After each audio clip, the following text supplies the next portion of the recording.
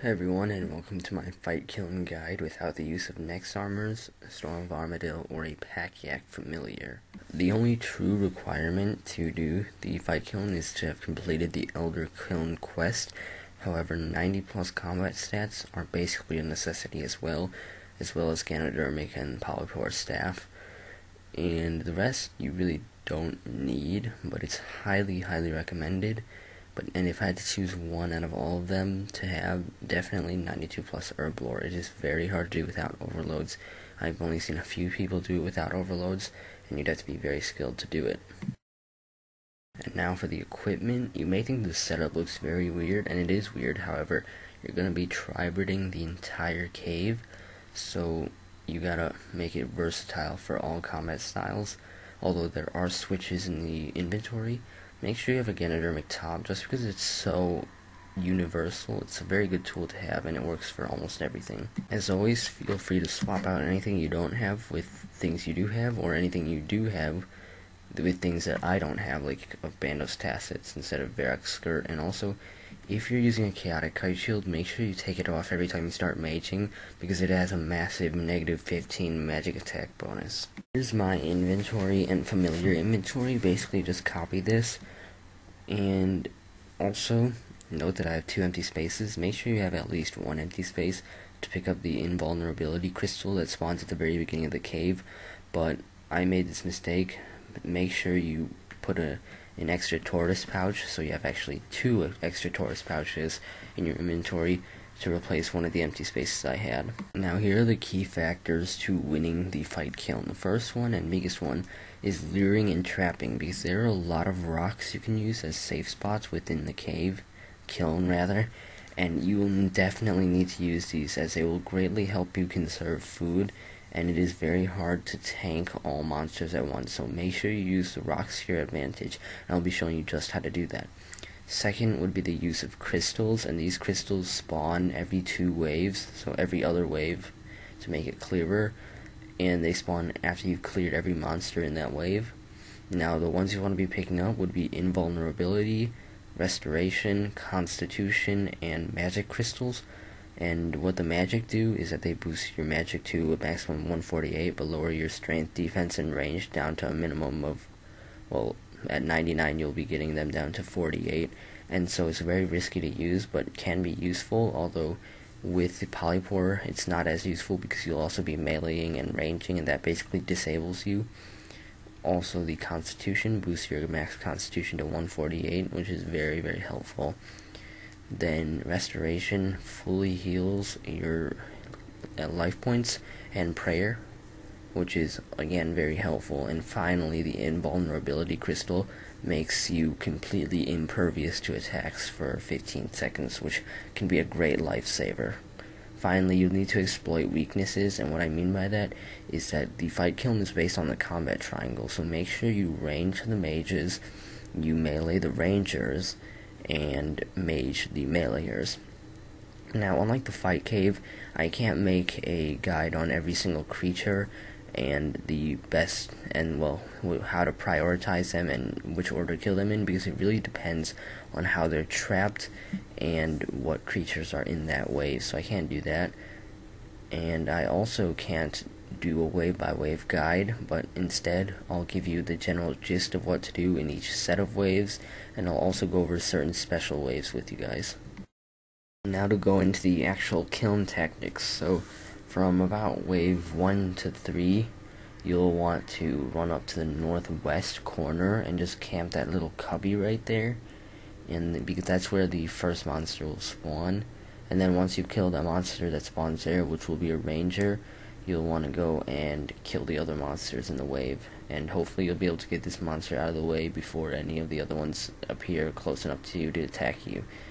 And so there you go, killed him, and you should really soul split flick. It really helps throughout the caves. Just make sure you're careful about it, but use it as much as you can, because it'll really help you.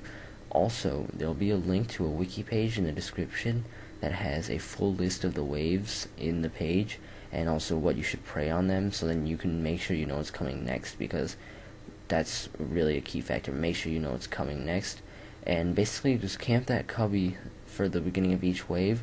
Make sure though that at the end of the first wave you go and collect your invulnerability crystal, because that'll really help, and then just head back to that cubby and stay there for the next couple of waves. And once you get to wave 4 or 5, things change. So once you hit around wave 5, you want to head down to the southeast corner and get in this L-shaped rock here.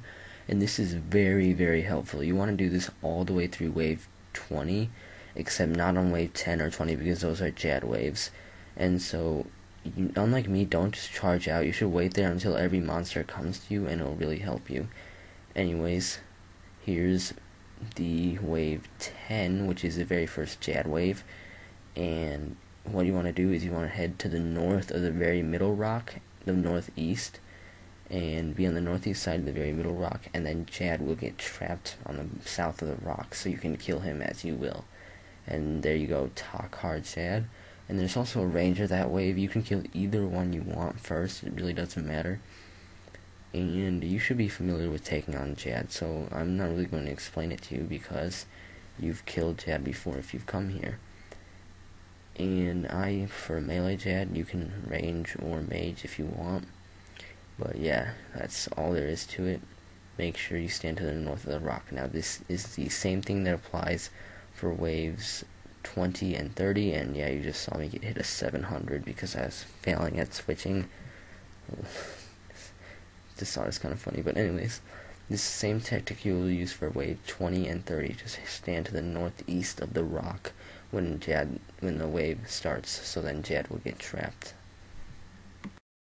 So all the way through wave 20, you should have been at the L-shaped rock in the southeast. However, after wave 20, the lava will come in further, and the L-shaped rock will disappear. So instead, what you'll have to do is you'll have to start camping the middle rock. And what I do is I just stand in the northeast of the middle rock for every single spawn from 21 to about 33, except for wave 30, which is another Jad wave. And even there you should be in the northeast of the rock. But anyways, just here for a little tip for all the Tokhaar-Hers. Just once they all get around the middle, you can just run up here to the northeast and take on one at a time, although it doesn't really matter because they don't do much damage anyways.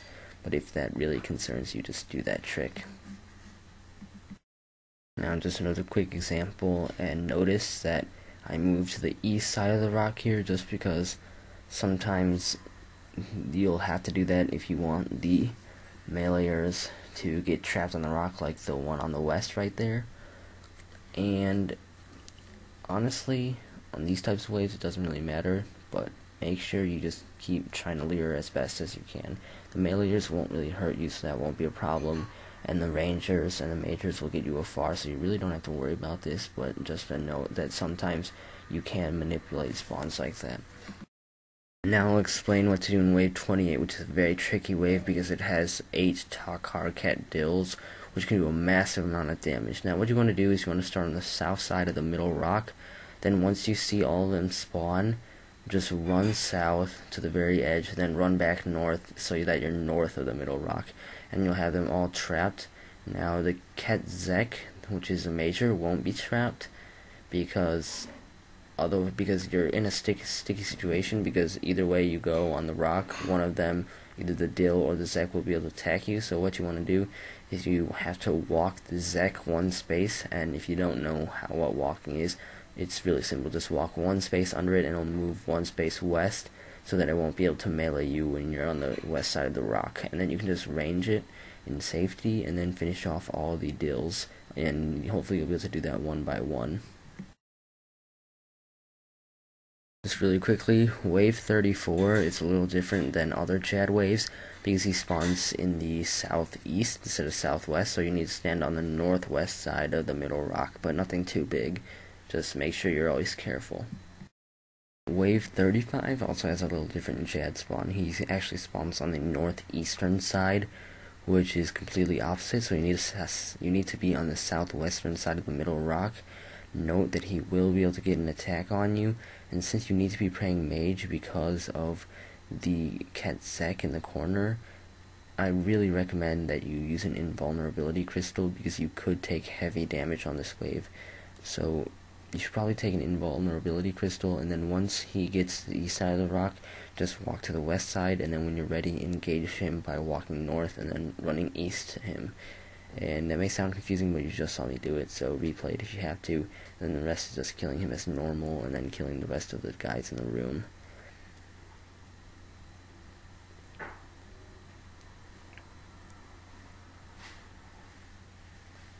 Now, wave 36 has 2 Jads, but both of them spawn in the south, so just stand on the north of end of the middle rock, and note that actually here a Jad got an attack on me, and that was pretty unexpected, so that was a problem, but it wasn't a big deal. I managed to kill him.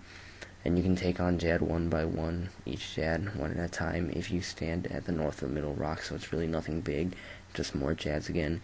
And also, this is a good time to use your Constitution crystal, not all of them, just one of them will do.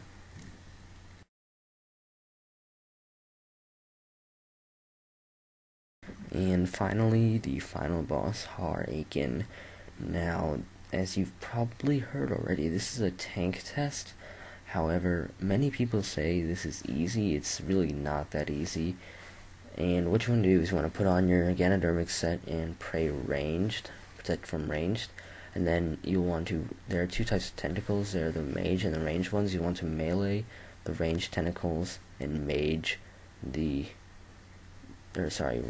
mage tentacles.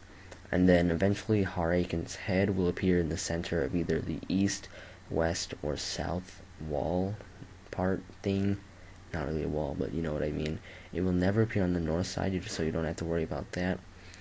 And as you can see, I was taking some really heavy damage. There are some close calls, so I recommend that you save all your restoration, invulnerability, and constitution crystals until now, except for wave 35 and 36, where I recommended that you use 1 invulnerability and 1 constitution.